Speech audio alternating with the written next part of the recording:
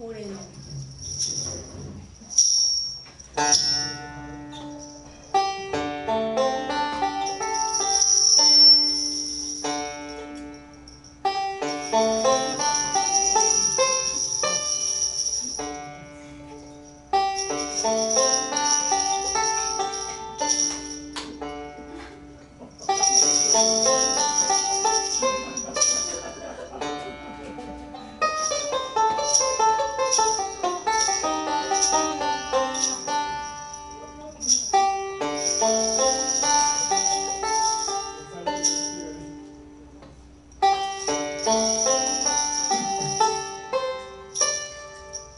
皆様、明けましておめでとうございます。